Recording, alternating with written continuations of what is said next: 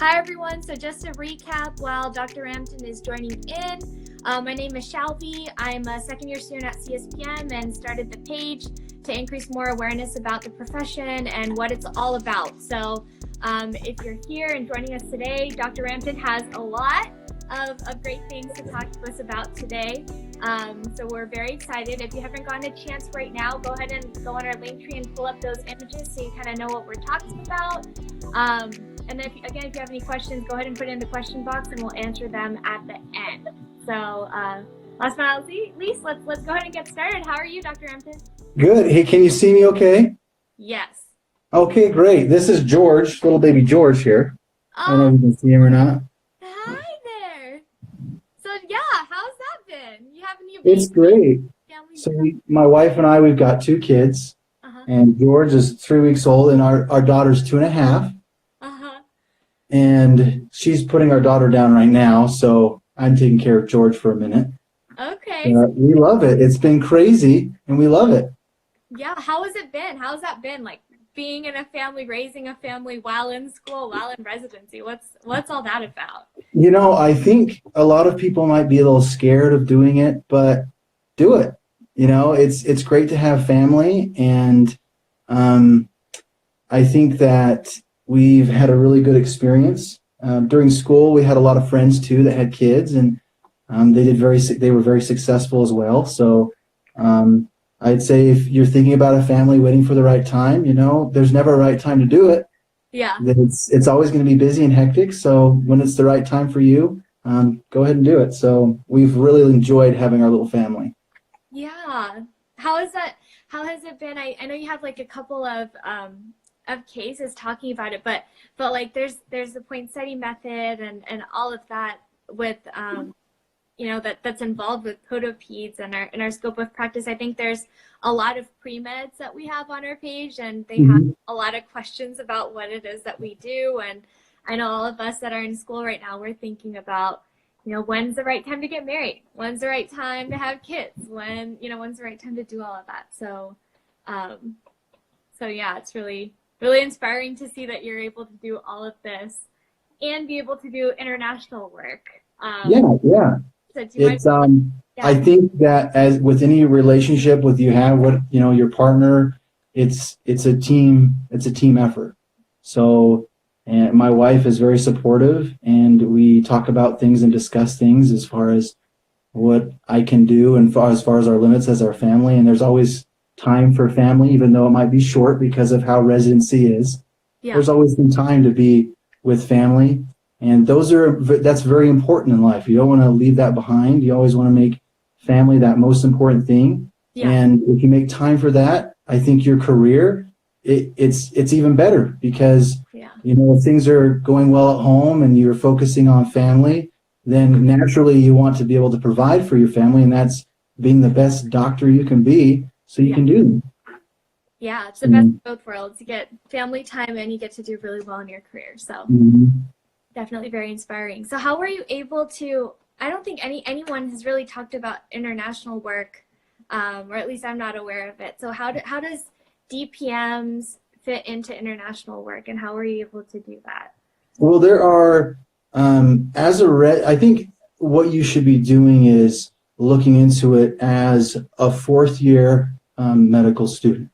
Okay. Because really your 1st and 2nd year you're learning so you can study for boards. Right. You know, your 3rd year you're kind of figuring out maybe where you want to go for externships. And your 4th year, when you've began to network and talk to individuals, you'll start to find opportunities for international work. I know that I've been invited to 3 different organizations to go and do humanitarian work. There's some, I think, that are affiliated with the Philippines, others with Mexico, others in Venezuela and South America. So there's plenty of opportunities. Wow. And I think as long as you're networking and you're talking about it, you're going to be invited to participate in that international work. Okay. So there's definitely opportunity there to do that. What all was involved in the one that you were able to do? So I'm involved with the Yucatan Crippled Children's Project. That's in Mexico, in the Yucatan. And we, as a residency, we go to the Yucatan twice. So once as a second year and once as a third year. Okay. And there's also Franciscan, the residency there. They're involved with it as well. So there's someone from our program every 6 months and someone from their program for every 6 months as well. Wow. So it's every 3 months, there's someone going. Okay. So we run a clinic there and we evaluate patients, we attempt concerted treatments, and then we take them to surgery as necessary. And we're following up with them as well. So it's a real clinic that there are a lot of people involved with it. But my involvement is going down there. I know Spanish, and I'm a translator and then a surgeon as well, as needed. And it's interesting because you go and they do ask you to do things that are above the knee. They ask you to do cases involving adductor releases and proximal correction procedures. So it's a very interesting and exciting opportunity to go there. And of course, you're involved with it, but there are orthopedic surgeons in Mexico as well. So they're involved with the education process as well. Okay. And so they're constantly learning just as we are. He wants to get on the talk too. Yeah. Oh, okay. So what about as far as the residency that you're in right now, can you tell us a little bit about what that program has been like? So I'm at the North Colorado Medical Center. We're north of Denver, about an hour and a half. We're in a place called Greeley. Okay. That's about an hour south of Wyoming. And it's fairly rural, but I'm at a level 2 trauma center. Wow. And we're affiliated with both Banner Health and also with UC Health. So we see a wide variety of cases, and also we see quite a bit of trauma. So I would say it's a very well-rounded program. We see a lot of pediatrics. We see a lot of rear foot cases, and also a lot of ankle fractures, and here and there we get a talus fracture and a calcaneal fracture too. Okay. So how, as far as like the rural versus a metropolitan area, what are your thoughts on deciding between the two? I think it's going to be your preference. Okay. I do. I think when you're choosing a program, go to somewhere where you feel comfortable and, well, comfortable enough. You're going to be out of your comfort zone in residency, but a place where you know you're going to get the best education as possible. And for some individuals, that might be more metropolitan area, and others a rural area.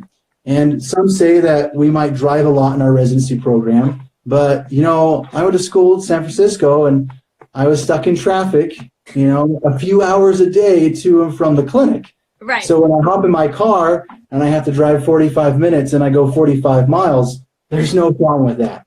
Yeah. But we do get plenty of cases here, so I have no regrets coming here. It's perfect for our family and what I wanted from residency.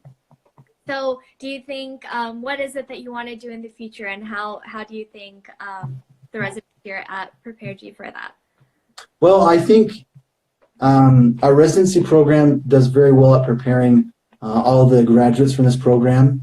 We have graduates that are in private practice, some are with ortho groups, and all of them who have left have been able to do the procedures that they want to do. Okay.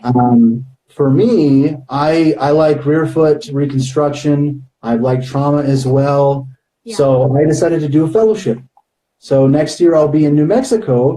I'm going to do a fellowship and with Dr. Anderson down in New Mexico. And we'll do a lot of rear foot reconstruction and trauma as well. So I want to get even more experience with that too. Wow, so lots of traveling. You've been in California, yeah. Colorado, coming back closer to California. So yeah. That'll be awesome. So I think, do you guys want to go ahead and start talking a little bit about some of those trauma cases, and tell us a little bit about why trauma is so important to you, or what about it interests you so much? I think, I don't know, what pictures or what things interested you of the things that I sent? All of it. I mean, for me, I'm a second year, so one of the things that really got me interested in the profession itself was the fact that we are, you know, we're all trained to become surgeons. And I think that was a huge selling point coming in, being a pre-med, not knowing, you know, what all is out there. I didn't have anyone in my family who has gone into medicine, gone to college. So, you know, I knew I wanted to be some sort of doctor. I knew I wanted to work with underserved populations, but as I was doing a bunch of these volunteer activities, being a pre-med, I really didn't know like what the scope of practice was, but I knew that I wanted to do surgery of some sort. So when I found podiatric medicine, I knew that like, okay, yeah, this is definitely a good fit. There's a lot of flexibility in what we're able to do. And I think, you know, these 2 years or year and a half that I've been in school, all the cases that I've been seeing and the ones that you sent, it's just like, I don't know, it seems like, I don't know. I mean, I'm speechless. It's just kind of like, I don't even know what I want to do. But I know that having that as an option is really interesting.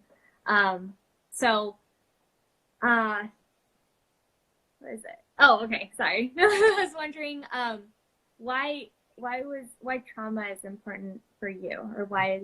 I think that you know, and I was in the same situation as you. As a pre-med, as I knew I wanted to do something.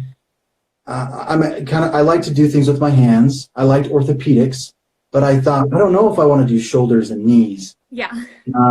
And I like dentistry as well because I'd be using my hands, but I didn't want to be, I just wasn't attracted to some of the root canals and different cases that they did. So when I found podiatry, I really found that interest of, you know, doing something from not only the skin, but also to the bone.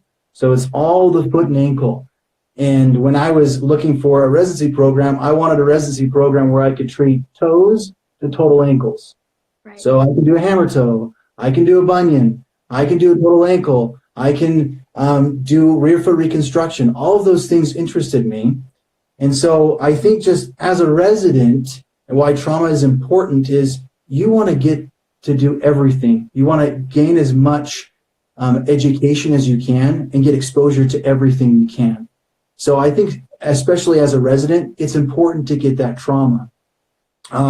Why I'm continuing that, you know, training, that rear foot and reconstruction and trauma training and fellowship is because, you know, I like it. I have a passion for it, and I want to keep doing that, and I want to be the best that I can be at doing that. And I think that there's an element of adrenaline when you get to the emergency department and you need to reduce something. Yeah. And it's a lot of fun to do that. I think that maybe in, you know, 10 to 15 years, I don't want to go to the emergency department at 4 a.m. Yeah. So maybe I'll start to relax a little bit and just do, you know, other procedures, standard procedures or routine procedures, if you will. And right. That's another thing I like about podiatry is we get trained in so much of the foot and ankle, and we can do all that surgery that at the end, we can tailor what we want to do as our career progresses, maybe. So does that answer your question? Yes, it definitely does. I really like how you put from toe to total ankle. Yeah. It really is true. But yeah, I mean, I think maybe if we could start talking about some of the cases, talking a little bit about podopeds and what podopeds is. We have some people on here who might not know, you know, what that is. Well, what do you think it is? So it's podiatric medicine. So it's like So treatment of the foot and ankle for the pediatric population, and I think I'm very fortunate at this program that I work with Dr. Hatch. Dr. Hatch is a previous president of ACFAS, and he trained directly under Dr. Ponsetti. Dr. Ponsetti had passed. And so he is the one who created the Ponsetti clubfoot casting. Wow. So prior to Dr. Ponsetti is the standard of care was to correct it as much as possible with different types of casting. I don't know if you know Kite's technique, maybe Kite's, no? I know Kite's angle. Yeah, Kite's angle. So there's a casting, a Kite's method, which revolves around casting around and correction around the CC joint, the calcaneal-cuboid joint. Okay. Whereas the Ponsetti method is really just taking the biomechanics of the foot and applying them properly to correct the foot. And what happens is at the medical center is sometimes we get paged, and we go to the floor to the newborn unit, and we evaluate the newborns for clubfoot deformity. Okay. And from there, we can cast there in the hospital, or we can wait. Sometimes we do just for, there's a lot happening with the family, and we wait a week and we send it to the clinic. And with Dr. Hatch, we do the clubfoot correction casting. Okay. And so it's a very unique experience.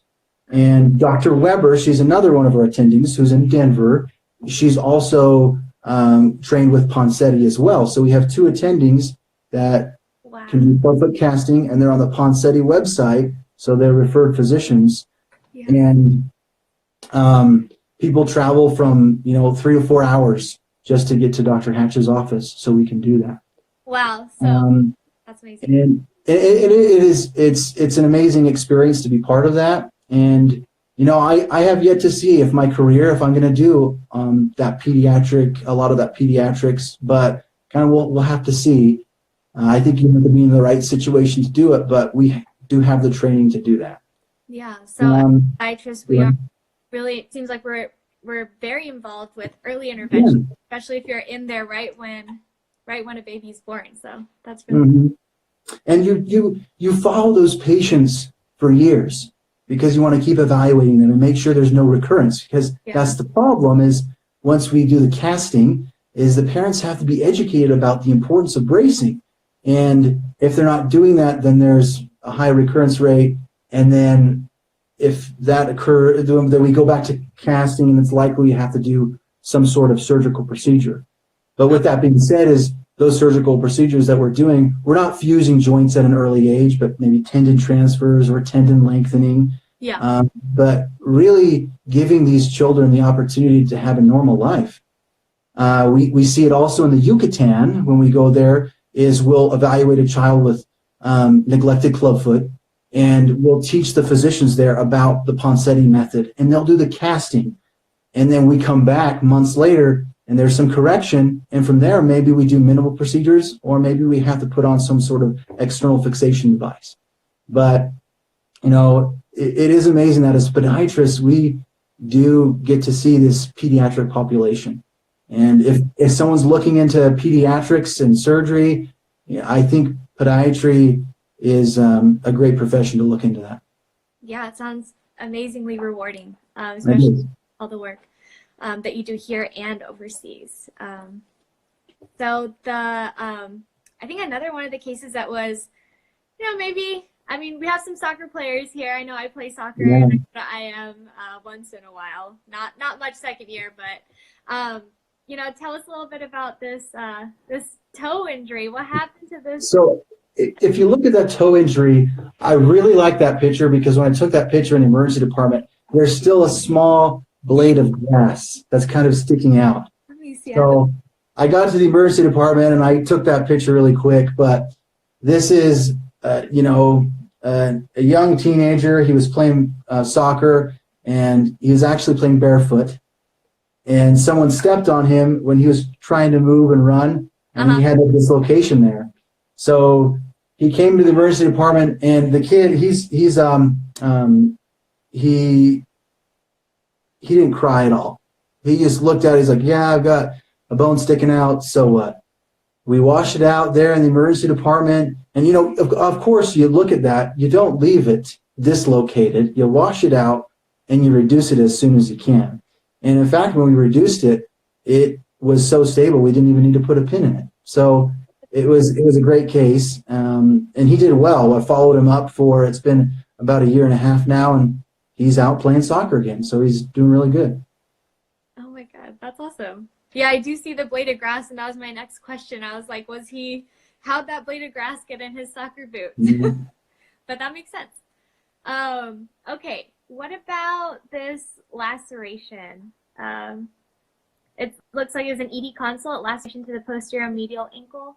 Yeah, so that was another interesting case. We got the call, and they asked us to come evaluate that. And I have a video. Maybe I can try to post it later. But the neurovascular bundle is visible through that laceration. If you zoom in, if you really try to look, you can see the nerve and the artery there. And I took the great toe, the hallux, through range of motion, and you can see the muscle belly of the flexor hallucis. You can see the muscle belly moving as well. That's awesome. So, yeah, it was, you know, and that's the question, you know, what do you do with that in the emergency department? Yeah. You know, what would you do? Would you leave it like that? Would you close it? Would you wash it out? What would you wash it out with? So there's all these questions that I think as a resident, and I come back to, you know, getting the most experience as you can, and going to all of those cases and being inside the emergency department and being there at those late hours. You're tired. You know, you've been working for 4 weeks, 4 months straight, and, you know, just seeing those cases and taking care of those patients and having that unique experience, it's really a fun time. So we washed it out. We were able to close it there as well. And we usually I use about 3 liters of saline and then mix that with chlorhexidine or even betadine there too. So the patient did really well. There was concern that possibly she lacerated the nerve because they took an MRI after we cleaned it out. But if you do that, you get an MRI, the imaging, because you put in local, you've washed it out, the imaging is distorted because there's fluid everywhere because you just washed it out. Yeah. So, but she had all feeling in her foot, and that ended well as well. So, yeah, it was good for her. How do you make the decision whether or not you should close something or open it? Because I mean, I see there's that open ankle fracture, and then you had the laceration. So with the laceration, seems like you guys closed that up or decided to close that up. But with this open ankle fracture, did you guys close it? Did you guys? Well, we reduced it, of course, right? So we reduced it there in the emergency department. And before we closed that down, we made sure to clean it very well. And then we took him to the OR that night, and we put on an external fixation device. Okay. So we did that because obviously if you're going to have that bony involvement, there could be a possibility of infection in the bone. And you don't want to put plates and screws where there could be an infection. Okay. So we washed that out. We put an X-Fix on him and then waited a few days for that to simmer and the soft tissue calmed down. And we took him back, washed it out again, and put our permanent fixation there. Okay. So I'm going to move on to the crazy one. I really have been trying to hold this out for the last case, but that motorcycle accident, what happened there? That looks, I don't know, for those of you who've seen it, it looks very awesome, but I feel really bad for the guy. And what happened? So this unfortunately they believe he may have lost consciousness. He has history of seizures. Okay. So he's riding his motorcycle without a helmet. And they just found him down. They found him down, and his leg, it was a tib fib fracture, a femur fracture. As you can see from the picture there, there was gross deformity, and there was a significant blood loss. We did as best we could. We washed that out. Unfortunately, he did have below the knee amputation. Oh. So, there wasn't enough tissue coverage there, and he was losing so much blood and had significant blood loss. We had to tie off some of the arteries, perfusing the leg. So we weren't able to save that leg. But we did attempt, and we tried the best we could. And that X-Fix goes from the calcaneus all the way to the proximal femur. So it was a lot of work. That was actually, I think, maybe a 4 to 5 hour case, just cleaning him out, trying to get hemostasis. But yeah, we weren't able to save that leg. We did put wound vac on that. I don't know if you can see in that picture, there's a sponge. We covered all that open area with a wound vac, hoping that we could preserve some of the tissue. A lot of times with those cases, what we do is we put on that external fixation, and then we have continued debridement, continued washouts to see the viability of the muscle. Okay. And unfortunately, we do have those patients where the muscle is no longer viable, so you can't leave it in the patient. You got to take it out. And after debridement, then maybe the foot isn't as functional as it could be, and they end up with a below the knee amputation. So there's a lot of things to consider when we have this these significant injuries in these traumas. You know, do we save a foot or do we do a below the knee amputation? What's going to be a better outcome for the patient? And those are tough decisions as a physician that we'll all have to make. And we'll have to talk to the patient and the family and tell them what the potential outcomes are. And, you know, recent literature has showed that sometimes just going to the below the knee amputation can be very beneficial to the patient because they're able to recover and they're able to use a prosthetic device. So with this patient, were you able, how does follow-up work for treating patients? Because I know as a podiatrist, that was another thing that kind of drew me to the profession, because you kind of treat patients conservatively long-term, and then if something doesn't work out and you need to do surgical intervention, you're able to do that. And then you're able to also do the follow-up care. So I think, you know, from this ED standpoint, how does that work? When you see people in the ED, they come in for a trauma, do you also follow them later in clinic, or how does that work? So how we, at our residency, what we do is we don't have a specific, we have rotations with the trauma surgeons, with orthopedics. But as a third year, because you're on podiatry, you're on foot and ankle, essentially, so a trauma like this will come in, and then what we'll do is we'll say, okay, I'm going to be following this patient. So we have the kind of, as the third year resident, we can follow it as in depth as we want to. So we can elect to do that. Okay. And we try to get to the clinic as much as possible to see these patients as well. Usually what happens with this type of case, if there's continued debridements and washouts, then we'll go to those as well. Mm-hmm. If we know it's going to go to below the knee amputation, then we can also elect to assist the orthopedic doctor with the below the knee amputation too. In fact, there's a couple patients that from wound care, it's the same situation as you have these patients that you're trying to heal a wound, it never heals. Yeah. And then they've got vascular problems as well. And then they're going to end up with a below the knee amputation. And we continue to follow up with the orthopedic surgeons as well. Okay. Does that answer your question? Yeah, it does.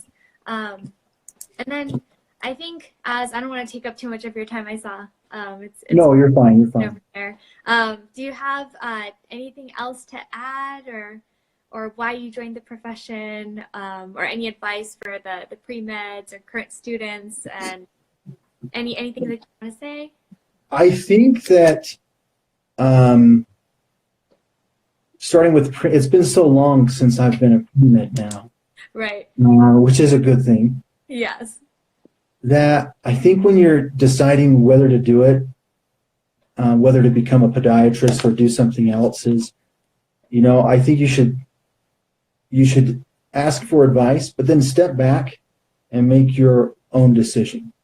Because I see people that regret going into podiatry or not going into podiatry because they listened to maybe too much of what someone else was saying.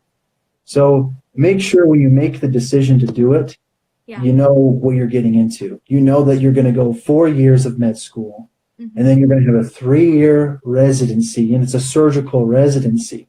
Yeah. And that's a big commitment. So when you do it, you got to go all in.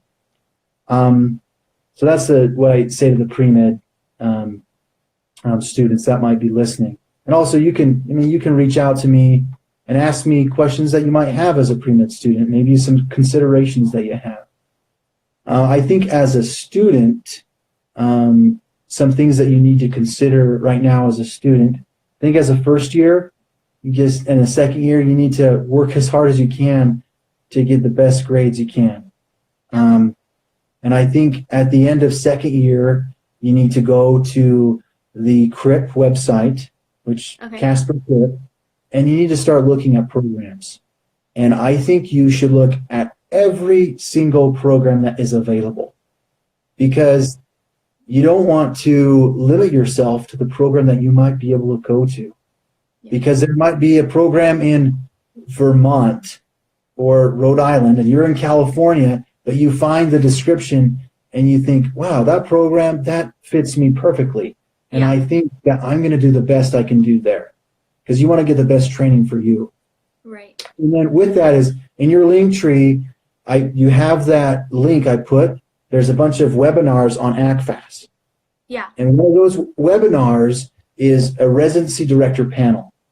Okay. Every student should listen to that and go and watch that, especially in your third and fourth year, because that's exactly what residency directors are looking for in perspective in their residents. Okay. And you don't want to show up to a job. You don't want to show up to a job interview for a cleaning supply company and not know anything about cleaning supplies. Right. You don't want to show up to an externship and not know anything about what a residency director is looking for. Yeah. So it's important that you understand that, because we see a lot of students. In fact, this last week we're doing our rankings for the match. Oh my God. That's because that's coming up, right? Yeah. So in January, those are due. So we're starting to talk about that. Yeah. And there's common things that happen with all of the residents that are really good, with all the students that are really good, and the students that maybe need a little bit of help. So if you listen to that webinar, it tells you what you need to do. Okay. You just gave us all the gold. This is awesome. Yeah, that's good stuff. Okay. And I think as a resident, as a first-year resident, I think I like what my senior resident said. He said to me on my first day, like, your first year is learning how to become a doctor. You spent 4 years getting the knowledge, but now you've really got to understand how to be a doctor. Yeah. And taking advantage of every situation, going to these off rotations that you maybe don't like very much, but soaking up as much as you can, because you only get one time to be a resident and do everything.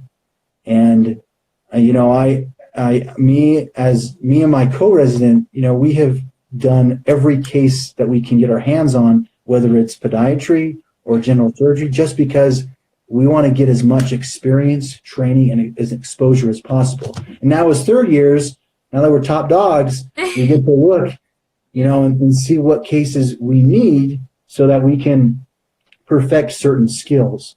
Yeah. But it's very important as a resident just to get all the information and get as much exposure as you can. Yeah, it'd be great to have you back in the spring and talk more about what advice and insight you give us about CRIPS and applying to extra. Yeah, that would be great. I think, if the week before interviews or whatever it is, I'll give you some advice. Yeah. So, but yeah. All right. Well, I'm going to go ahead and wrap up. If anyone has any questions, feel free to follow Dr. Rampton's Instagram. He has his up. You can DM us if you have any questions. Throughout the week, next week, we'll also be posting more about the cases and a little bit about it. So look out for that. And then the go live, if you missed it today and you're not able to see all of it, we're going to have it up on our channel next week. So definitely go ahead and check that out. And there are also our past videos up as well if you missed those.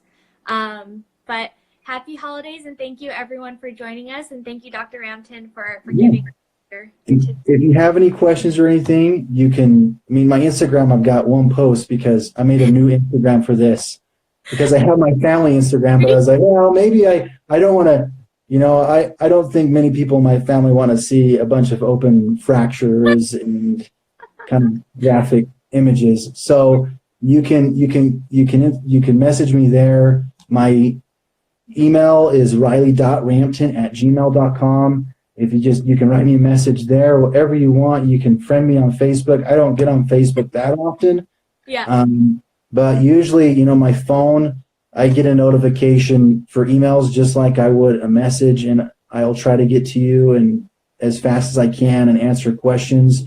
If you've got cases you want to discuss, I'm always up for that, because if we're discussing more cases, then I'm obviously going to talk to some of my attendees about it too, because complicated cases are complicated for everyone. So let's make sure to get as much input as we can before we take care of the patient if there's a complicated case. So yeah, thank you very much, Shelby. Yeah, thank you. Take care. Yeah, bye.